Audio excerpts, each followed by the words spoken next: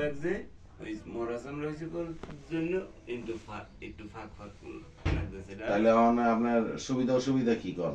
অসুবিধা বলতে আমার কাছে একটু টেনশন লাগতেছে ওই জিনিসটা দেখে। চাইছিলাম আমি যে ভালো আরেকটা ডাক্তার দেখাই, ওই যে মহিলা মেডিকেলে শফিকুল ইসলাম বয়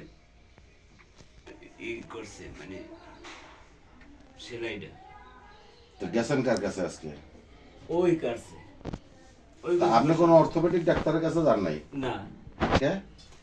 যেসব বেলা কাটছে একবার বেশি যাওয়ার মতন ওই ইতে গেছে। আরে সেলাই করছেন ঠিক আছে, এক্সরে করছেন? হ্যাঁ, এক্সরে কি ধরা এক্সরে ওইতে তারেক মেডিকেলে করছে। না করছেন যে কি কইছে এতে পা ভাঙছে? হ্যাঁ, ইনফ্যাক্ট এই গেছে পুরো পুরো। তো তারপরে এখন পর্যন্ত একজন অর্থোপেডিক ডাক্তারে দেখেন নাই? এইটা শুকাবার পরে সে না আপনার বাঙ্গার চিকিৎসা করতে হইবে, সেলাই শুকাবার পরে।